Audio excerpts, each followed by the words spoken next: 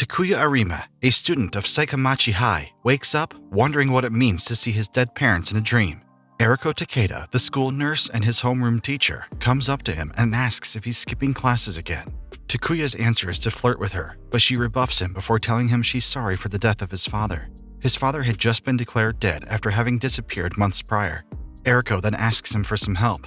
There's a new transfer student, and she wants him to look after her. The conversation is interrupted when Takuya hears his name being called upon by the intercom. On his way to the historical research department, he meets with his friend, Masakatsu Yuki. Yuki shares that he and Mio are looking into a curse and the mystery of the lightning strikes that's been prevalent recently. They run into Mio, who gets pissed off by Takuya. Upon reaching his destination, Takuya is joined by his stepmom, Ayumi Arima. They briefly talk about her geotechnics construction project, where a lot of weird things have been happening. They are joined by Ryuzoji, headmaster of the school, who requests to continue Takuya's father's research, to which they agreed. Ryuzoji then asks them if they received anything like an archaeological relic from Dr. Kodai Arima, Takuya's father, but the two say no. Later, Takuya meets with his former lover, who's also Ryuzoji's assistant, Mitsuki Ichijo, who tells him she'd make him feel better again if he's depressed. On his way home, he gets asked by a reporter, Kaori, about his thoughts about Geotech's construction project. Takuya gives a dramatic answer, lamenting that he wouldn't see girls in their swimsuits at the beach. At home, he sees a package waiting for him and sees a strange-looking object inside instead. Later on the TV, he sees his stepmom being interviewed. There's a crowd of protesters clamoring for the end of the construction project. Suddenly, lightning strikes in the background, causing a massive explosion. Worried, Takuya rushes towards the scene and bolts over the police tapes. He's relieved to find out that his stepmom's all right. The site foreman, Toyotomi, tells Takuya sternly that he's not allowed in the area before Ayumi introduces him as her stepson. After being sent off by his stepmom, Takuya is on his way home when he meets Yuki and Mio. The three of them talk about the lightning that just happened earlier when a girl suddenly barges in on their conversation, telling them Mount Senkaku is dangerous.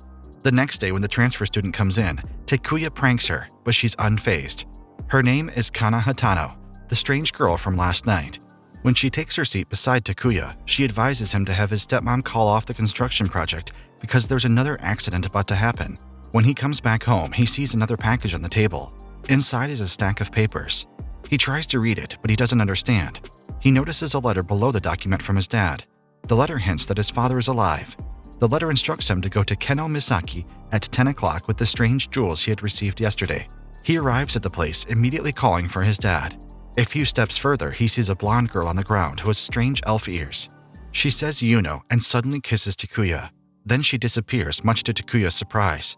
Behind him, Ryuzoji and his stepmom appear. Ryuzoji tells him that his father realized the existence of a law that controls the world. He then tells him that his father and his birth mother are currently living in a world that is different from their own. He holds Takuya at gunpoint, demanding that he give the jewel to him. Ryuzoji claims it's the only device that can see the infinite possibilities of space-time. Suddenly, lightning strikes and the device on Takuya's hand glows, sending him speeding through a tunnel. When he wakes up, he's alone with a massive headache. The next day, after being woken up by Yuki, Takuya rushes to see his stepmom and Ryuzoji, but surprisingly the two are talking amiably. They don't remember anything that happened last night. Takuya thinks that what happened last night is all just a dream. With the documents that he has received last night, he learns how to use the device and experiments with it. He recalls a memory of his father that talks about a reflector device that allows one to move to another parallel world. Later, he goes to Yuki's club and asks him and Mio if they remember him visiting yesterday, to which both of them say yes. He even calls his stepmom and asks if she was talking to Ryuzoji this morning at school, which his stepmom confirms. She then requests him to go through his dad's research notes to separate them from his personal files that are mixed in. Takuya ropes his classmates into helping him, and Mio, a fan of his dad's research, is enthusiastic to help. At his dad's office, they diligently go through all his files. Mio comments that Dr. Kodai did continue to research this 400-year-old cycle theory. It's a theory that states that Japanese history undergoes a revolution every 400 years, brought upon by outsiders. When their task is done, Milo invites the two to come with her to Mount Senkaku to investigate it. Unexpectedly, they spot Kana there. Mio asks her if she's the one who leaves flowers by Futago Rock, but she doesn't even answer. Later, they pass by the construction place where workers are complaining to the site foreman. Toyotomi uses Ayumi's name to get out of trouble, which pisses Takuya off. During the conversation, Toyotomi reveals that they're going to tear down Futago Rock, which surprises them. Mio states that she's going to have a talk with her father, who's the mayor, about this matter, which makes Toyotomi nervous before bolting off. At home, Takuya reads a note from his stepmom saying she'll be late home again.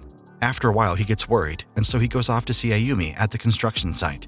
The guard informs him that his stepmom went to a scientific leasing corporation in the warehouse district at the port. When he arrives, Takuya sees his stepmom in trouble with some guys who want her to hand over the data. After activating the reflector device, Takuya rushes in to save his stepmom. Ayumi tries to protect her stepson, but one of the men only tears her shirt. Enraged, Takuya goes for the attack, but he's quickly beaten. He pushes a button on the reflector device, bringing him back to the time before he rushes off to save the stepmom.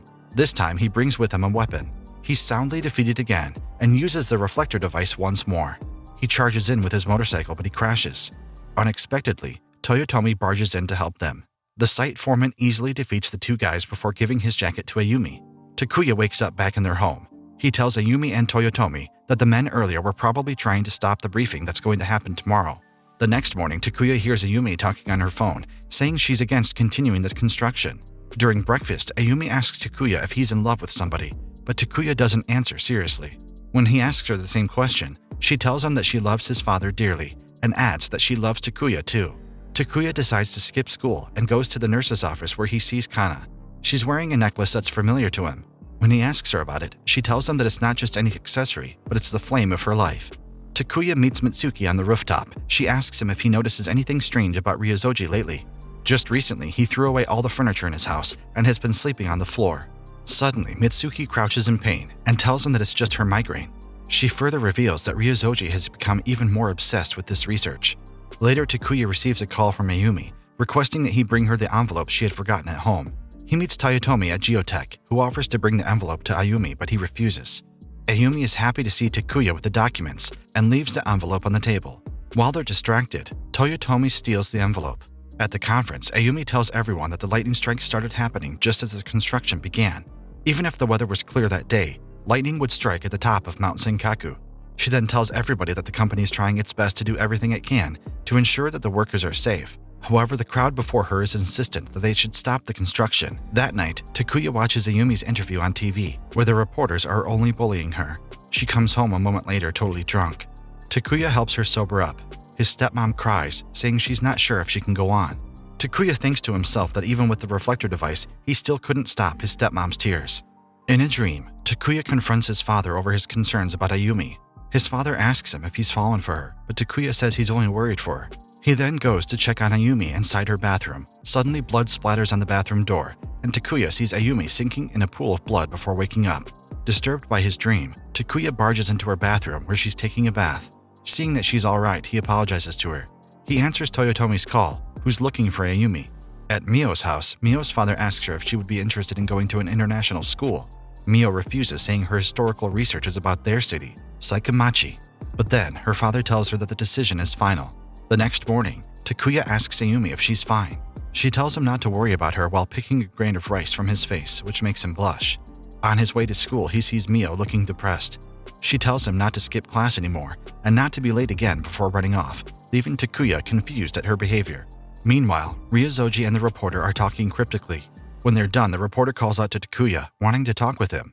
As Takuya is friends with Mio, Kaori asks him if Mio has told her anything regarding the collusion between Geotech and the mayor. Takuya says he knows nothing. Kaori says she's only trying to help, but he doesn't believe her. She hands him her card, telling him to call her if anything happens. In class, Takuya is fiddling with Kaori's card when he sees a message at the back that says not to trust Toyotomi. Remembering that the man called earlier, he rushes off to go home, but Eriko stops him. His homeroom teacher announces that they have a quiz today, and whoever gets a perfect score is excused from the rest of summer school. Takuya activates the reflector device before taking the quiz, but just then, the intercom announces that he has a phone call. It's from someone from the legal department looking for his stepmom, as she couldn't be contacted. They're dealing with something that may develop into a criminal matter. Takuya immediately calls Ayumi, but she doesn't answer. He runs towards home where he sees that Ayumi and Toyotomi are in an intimate position. Enraged, Takuya punches Toyotomi, but then he's slapped by his stepmom, telling him not to cause trouble for her. She comforts Toyotomi, which pisses Takuya off, and he leaves. He stays at a cafe for hours before Kaori finds him. He asks her about the message that Kaori left for him on the back of the card. She invites him to a hotel room where she wants to talk about Ayumi. In the room, Kaori reveals that Geotech suspects Ayumi of selling a rival company their secrets. She's convinced that Ayumi has been set up. She offers to make a deal with Takuya. She'll help prove his stepmom's innocence if he gives her Ayumi's blue card. She needs to enter Geotech and get the necessary information. He asks her why she is doing this, and she replies she's after a big scoop. Takuya suddenly realizes that it must have been Toyotomi who is responsible for everything. He rushes home and calls for Ayumi, but she doesn't answer. He goes into her room and sees the trash and the dirty sheets on Ayumi's bed. He realizes that she must be in the bathroom, and when he opens it, he sees a bloody blade and his stepmom unconscious. Takuya is horrified, not wanting to believe what's happening in front of him. He moves Ayumi to her bed while thinking he must do something. He takes out the reflector device and presses the button that takes him to the time where Eriko's quiz has yet to start. He runs outside the class towards home.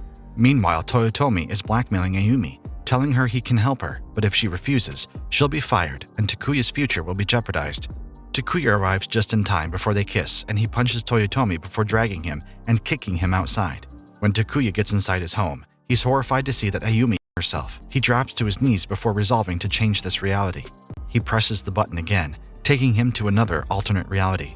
When he reaches home, he drags Ayumi out of the house. He tries explaining to her that everything was set up by Toyotomi, but she thinks he's lying and has no proof. She doesn't believe him when he tries telling her that Toyotomi is planning to murder her. She tells him that she's tired before falling sideways into the path of an oncoming truck. Takuya presses the button again, but he gets into a fight with delinquents before going home and seeing that Ayumi overdosed on pills. Using the device again, he gets home, only to see she asphyxiated herself. Over and over again, he uses the reflector device, but she always manages to commit. He goes back to the alternate reality where Ayumi slit her wrists and decided to study the theorem first before doing anything. He reads up that the situation that he's having trouble escaping is fate, but he refuses to accept it. He takes Ayumi's blue access card and waits for Kaori at the cafe. He shows her the blue card, and they continue their conversation in the hotel room. Kaori thinks everything is too convenient, but he rationalizes his actions, saying he figured out that a reporter like her would want to sniff around geotech. She trades him the blue card with the information she has on Toyotomi. Before he leaves, Kaori offers to have some fun with her, but he refuses. In the elevator, he uses the reflector device again and goes home to tell Ayumi that everything is set up by Toyotomi. He presents her the proof, which contained pictures of Toyotomi making a deal with the same Yakuza that harassed her days prior. Toyotomi then laughs, saying he gave a used-up widow a chance to hook up with a handsome man like him. He then runs away from the house with Takuya hot on his heels and gets knocked out by Kaori with a pot. He goes back home just in time. Takuya knocks the razor away before slapping her, which stuns Ayumi. Takuya tells her it's the only way to just stop a child is having a tantrum. She tells him she's lonely. Takuya tries to emulate his father, which brightens up the atmosphere. Later, Ayumi calms down. Takuya promises her that he would prove her innocence and makes her promise not to commit again. The next morning, Ayumi is noticeably better. In class, Takuya hears from the intercom he is being summoned to the broadcasting room. When he arrives, he finds Kaori waiting for him. He asks her how she dealt with Toyotomi, and she answers that Toyotomi will probably never bother Ayumi again. She then says she has a plan for how to save his stepmom, and Takuya asks her if she's going to break into geotech to find proof. Stunned but impressed, she thinks Takuya will make a great partner for her. That night, he accompanies Kaori while they try to figure out how to get inside geotech. Kaori will go through the front door, while Takuya will take the rear entrance. Inside, they find the door where they could use the blue access card. Takuya activates the reflector device. Before they can use the card, someone needs to unlock the door from the control room. Kaori goes to unlock it while Takuya waits. They successfully open the door, and inside reveals a long display of rocks. Kaori says this is the heart of geotech's research. Their real goal is to excavate rocks. They go inside another room where Kaori shows him a luminescent ore named Psychite, excavated beneath Mount Senkaku. It's a stone that reacts to the human mind and creates vast amounts of energy, but it has a weakness. The molecular bonds aren't stable. This is what his stepmom has been researching. Kaori instructs Takuya to break the tank open, saying she doesn't want to get hurt. After breaking the tank, the alarm goes off, alerting all the security guards. Unexpectedly, Kaori hits him on the head. Takuya realizes that Kaori and Toyotomi are in collusion. They had planned for his prince to be all over the scene so that he'll take the blame. Takuya says that they are going to jail, but they only mock him, saying that no one would believe his words. They see a bulge in his pants, baffled that the situation is arousing him. However, what's inside is a walkie-talkie that he borrowed from a security guard. All the guards in the security are now a witness to everything they had just revealed. The police come and arrest the two. Later, Ayumi thanks her stepson because everything has been resolved, and she can now go back to her research. She then reveals his father researched into Psyche because he still loves his birth mother very much, and the research was for her. Suddenly, Takuya's body starts to flicker and fade. Ayumi says he's returning to the one he belongs to. In a dream, Takuya's father tells him that it's impossible to resist causality. He didn't belong in the prior world, and now he will be sent to the start, where he'll experience events all over again. Takuya wakes up and recognizes that he's at Mount Senkaku. A few seconds later, he gets a massive headache and decides to return home. Like last time, Yuki calls him to wake him up. At school, he finds Ryozoji and Ayumi talking together and asks if they met last night. The two haven't. Something came up for Ayumi while Ryozoji says he doesn't want to wander at night because he's afraid of becoming the third victim of the curse, which Takuya finds weird. Takuya then goes to see Eriko, but only finds Kana as she exits the clinic. He enters the clinic and sees Eriko's clothes on the bed. While he's going through her clothes, Mio enters the room and gets scandalized by what he's doing. Outside, Mitsuki is waiting for him. They go to the rooftop where she reveals that Ryozoji seems to have changed. He smokes now, when before he hated it. Even Ryozoji's mom has noticed the changes. Suddenly, she collapses from a migraine. Once she's recovered, Takuya tells her something weird that Ryozoji said earlier about the curse, about not wanting to become the third victim, when there's only been one reported victim at the moment. When summer class is done, Takuya ropes Yuki into going to Ryozoji's house with him. Mio wants to come as well, saying Ryozoji promised to show her his tapestry. Takuya notices Kana and asks if she wants to come with him as well. She refuses, saying Ryozoji smells different. When they arrive at Ryozoji's eerie house, they are greeted by his mother, who insists that her son has changed. When Ryozoji shows up, his mother runs off, scared. He then says that his mother has Alzheimer's and that's why she doesn't recognize him as her son anymore. He takes the three students to a room with a tapestry, saying it was made 400 years ago. Ryozoji speaks with Takuya in a separate room, where he reveals that Kodai had been researching the 400-year-old cycle theory and the Takanoa-Mahara people when Kodai met Kiko, Takuya's mother. Later on, Ryozoji asks Takuya if Kodai gave him something. When Takuya says he didn't, he becomes dizzy by the light that's been emitting from outside Ryozoji's window. He continues to demand if he received anything like a time machine, but Takuya manages to resist the compulsion. The headmaster mutters to himself that he's surprised that Takuya could resist Niarp. Everything comes to an end when his two friends knock and enter the room. Ryozoji then says it's time for them to go home. He bids them farewell and offers his condolences to Takuya again. Takuya says that his father might just be alive, living in a different place. While Mio is doing her research, her mind flashes back to 6 months ago when she found Takuya and Mitsuki in an intimate position. Trying to distract herself, she looks at her sketch of Ryozoji's tapestry again and realizes the place depicted is Ken no Misaki. At breakfast, her father tells her that she is to study in America and the decision is final. When Takuya reaches school, he has a massive headache. He's enticed by Eriko with a super-secret message, only to find out that he's going to sit on the principal's massage chair. He asks her if she's familiar with Niarp, and Eriko tells him it's a type of hypnosis where a person's normal consciousness remains awake and so doesn't realize that he's being controlled. Later on the rooftop, Takuya is found by Mitsuki.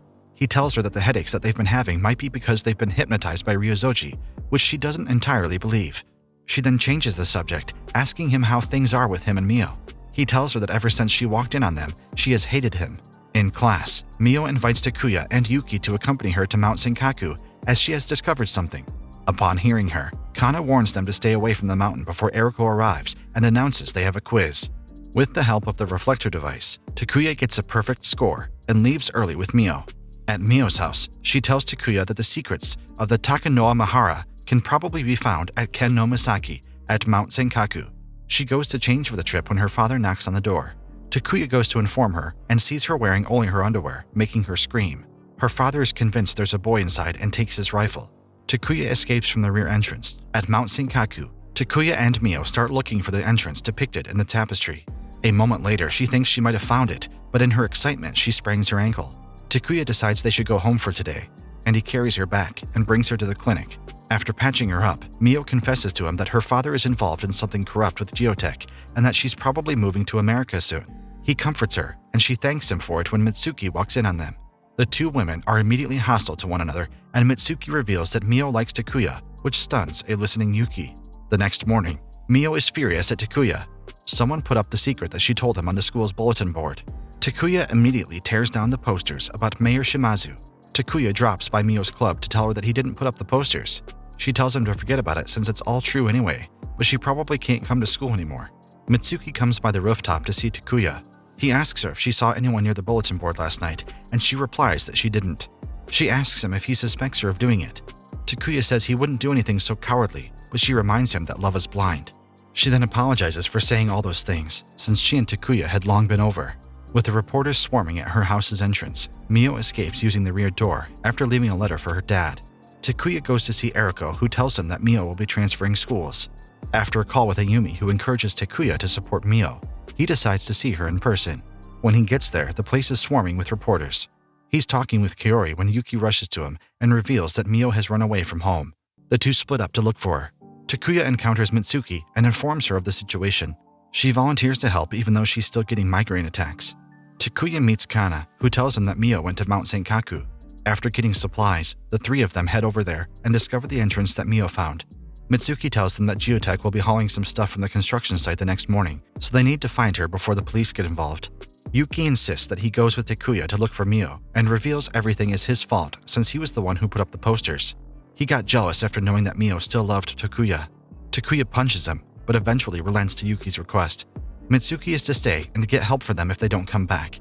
Before they go inside, Takuya activates the reflector device. The two find what looks like a cage that Yuki accidentally opens. Inside, they find the remains of long-dead people. Takuya concludes that the place is probably a combination of a prison and mine. They go through a gap and open up a wall, revealing a path. They found some writings beside a skeleton similar to the writings on the Futago rock. Yuki sees Mio's bag with all her supplies near it. Worried, Yuki runs off to find her. Suddenly, the floor beneath them collapses. Takuya hurries down to where he is and is horrified to see his friend bloody, pierced by metal. Yuki begs Takuya to save Mio before he dies. Takuya couldn't accept a reality where Yuki dies, so he immediately uses a reflector device. Once he's back at the entrance, he sternly tells Yuki that he'll just get in the way of the search for Mio ahead. He then takes Mitsuki with him instead, leaving Yuki disappointed. Going through the same path, Takuya sees Mio's bag again. Suddenly, the whole floor that they've been standing on collapses. They're both alright, but they're unable to see anything without their flashlight. When Takuya finds it, they're stunned to see a corpse that seems newer than the other bodies they found. Mitsuki picks up the nearby notebook and discovers this dead person is Ryuzoji and Kodai's colleague, Dr. Imagawa. The notebook reveals that this place is unlike any ruins of any culture in history. Dr. Imagawa concluded that this place must have been caused by an event collision between two dimensions that crossed boundaries. She also reveals in her journal that she's the one who named the reflector device. Upon saying the name, Mitsuki's demeanor changes just as the flashlight goes out. Lighting up a flare, she holds him at gunpoint and demands that he give her the reflector device. He refuses and she shoots at him. She suddenly clutches her head and briefly comes back to her real self, saying she doesn't want to shoot Takuya before she's overtaken again. She chases him, and Takuya goes to hide in a sarcophagus. The floor collapses beneath him, sending him plunging into a luminescent lake inside a cave. He's found by Mio, who tells him that she had a feeling that he would come.